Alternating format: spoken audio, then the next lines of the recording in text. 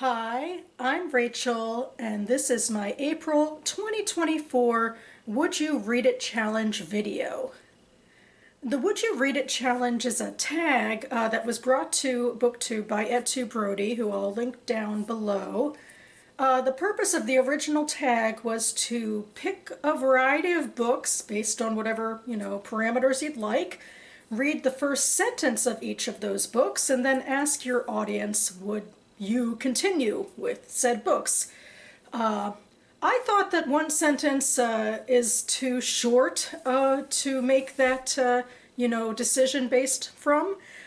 So I've tended to go a little longer. In this video, I'm probably going a little too long, but we'll get to that. And I have been using this tag for many recent months to take a look back at old ballots of the BookTube Prize. So the BookTube Prize was brought to BookTube by Robert Sheard as a way for the literary book community to come together to judge the best in U.S. published literary fiction and nonfiction. The prize has been going on since 2019, and we are currently in the second of 4 rounds for 2024, and I am judging a fiction round, and I can't talk about any of those books because the point is basically not to influence each other and our opinions, so that basically each round's rankings are as honest as they can be. But we have a lot of years and a lot of books behind us, and so I thought I'd take a look back and at least, read the first few paragraphs or so of them in these types of videos. And in this video, I am moving on to 2021, year 2021, and I'm going into the fiction Octafinals Group A. I'm reading from the long list of all of the books that started the prize.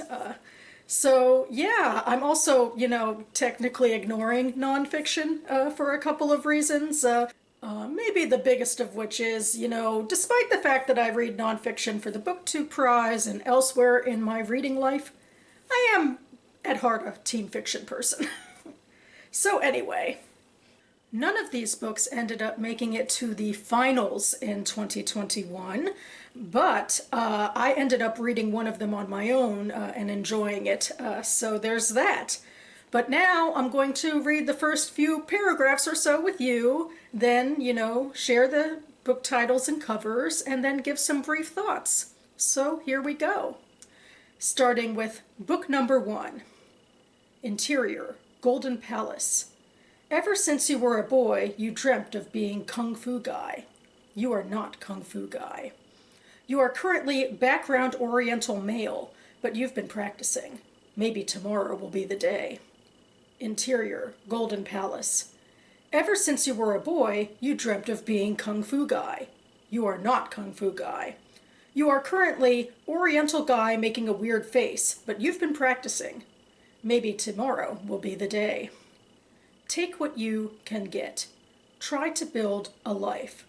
A life at the margin, made from bit parts. And that was from Interior Chinatown by Charles Yu. Book 2, September and July. A house. Slices of it through the hedge across the fields. Dirty white, windows sunk into the brick. Hand in hand in the back seat, the arrow of light from the sunroof. 2 of us, shoulder to shoulder, sharing air. A long way to come. This year, we are the haunted. What? This the year, as any other, in which we are friendless, necessary only to ourselves. This the year we waited in the rain by the old tennis court for them to arrive.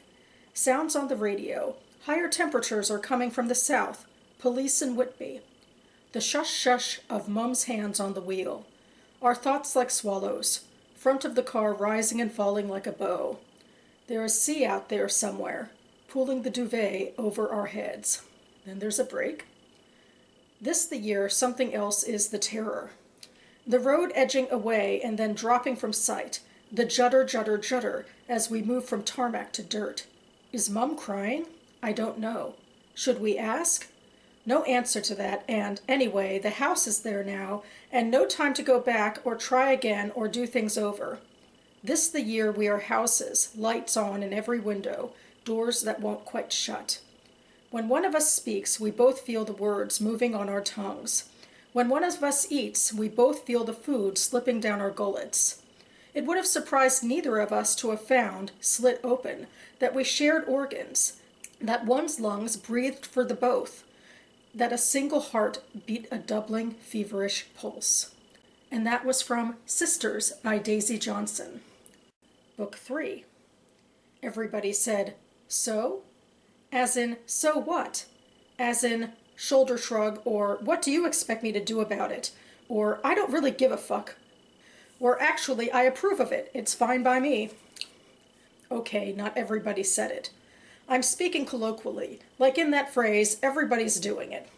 What I mean is, it was a clear marker, just then, of that particular time, a kind of litmus, this dismissive note. It got fashionable around then to act like you didn't care. It got fashionable, too, to insist the people who did care, or said they cared, were either hopeless losers or were just showing off. It's like a lifetime ago.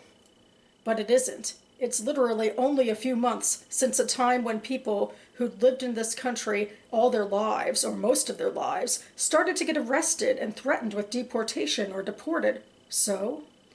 And when a government shuts down its own parliament because it can't get the result it wanted. So?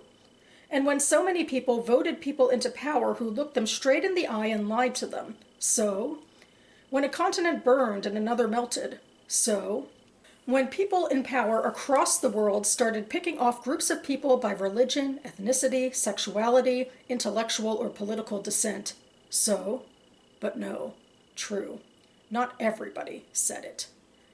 And that was from Summer by Allie Smith. Book 4. Gold. Ba dies in the night, prompting them to seek $2 silver. Sam's tapping an angry beat come morning, but Lucy, before they go, feels a need to speak. Silence weighs harder on her, pushes till she gives way. "Sorry," she says to Ba in his bed. The sheet that tucks him in is the only clean stretch in this dim and dusty shack, every surface black with coal.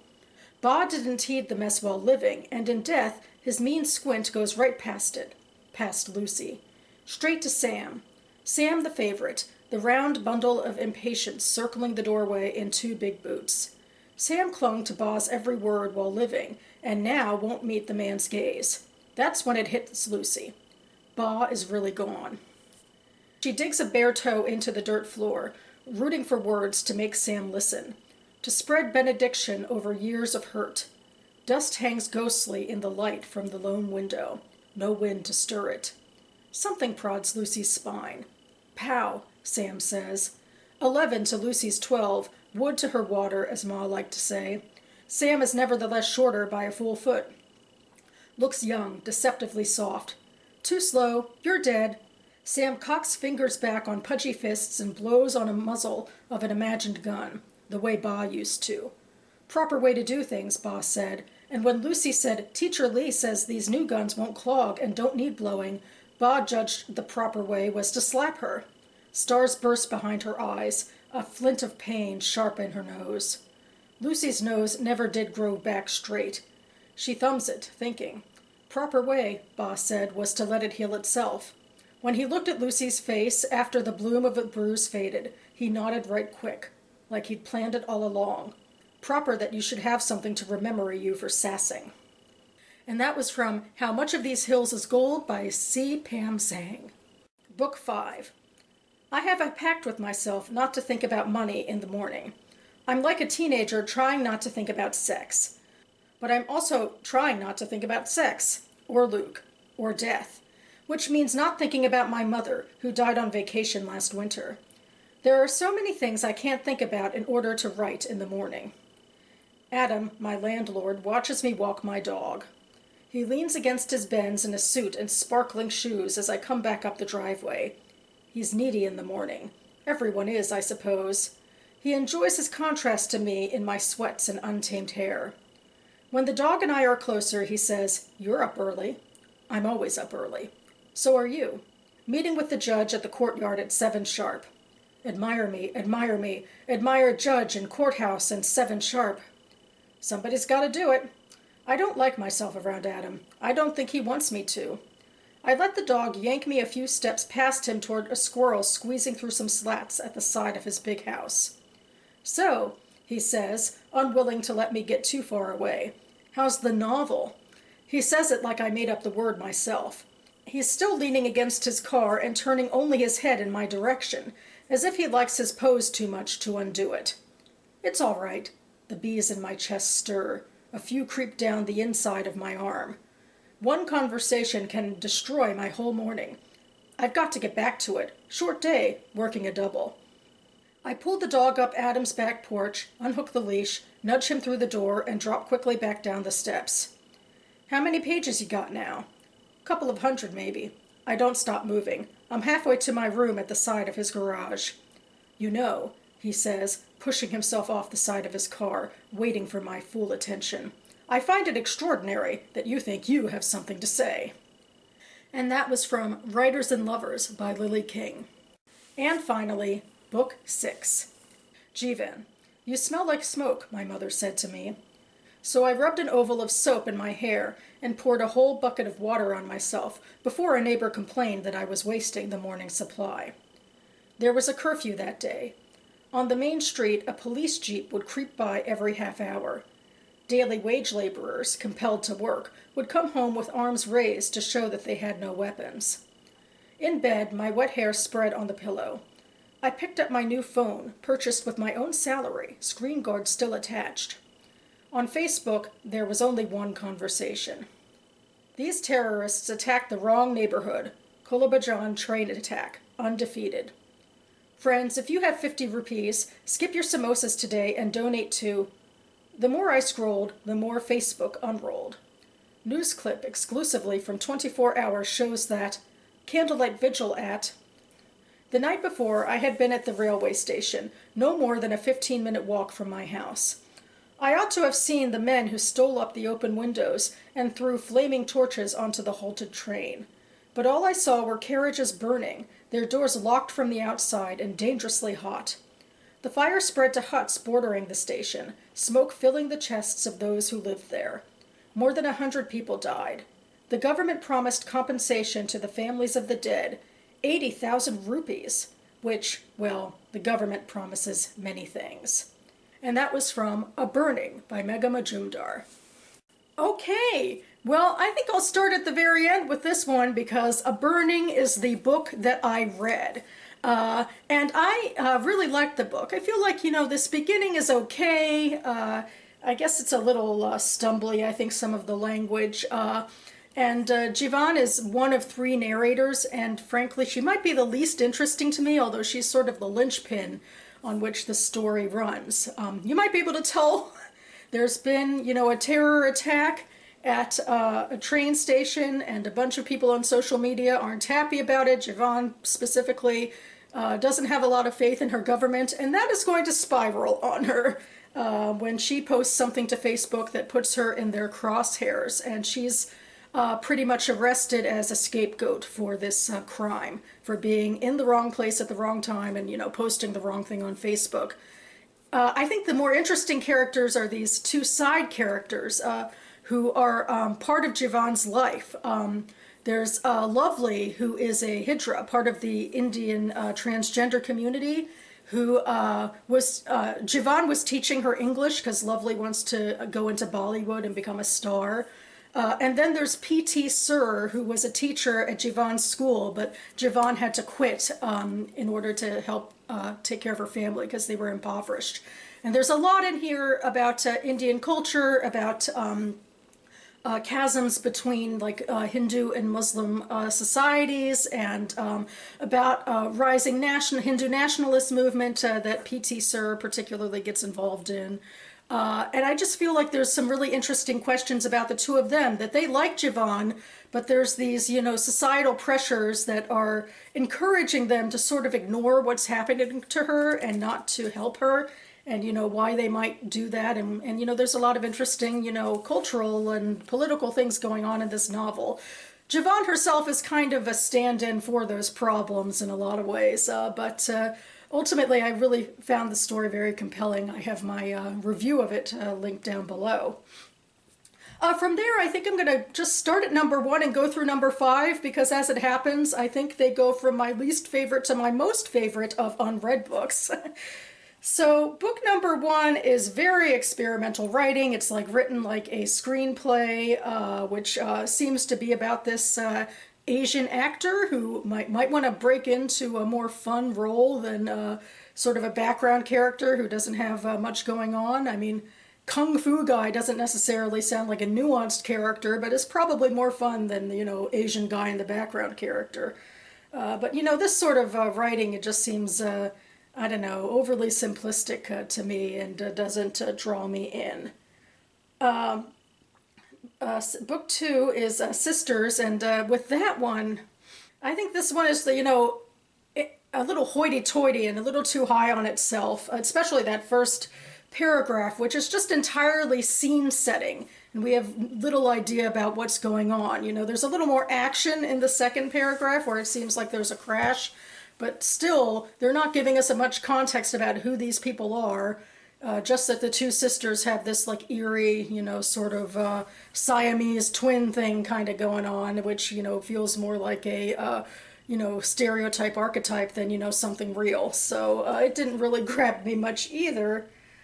Then we get to book 3, which is Summer by Ali Smith. It's certainly one of the ones I remember the most out of this list. And I remember that her quartet of books, I think, were meant to be political about the UK.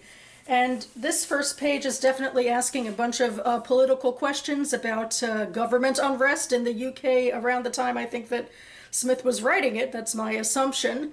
And it's interesting to read about, but again, it's, not a story yet. It's mostly, some sort of art piece about politics and about society, and how it's sort of unraveling, I guess, in terms of caring about each other and that sort of stuff. But, I mean, it's, it's not what I come to fiction for. I like to talk about political and cultural issues, but through the lens of, characters and situations like that.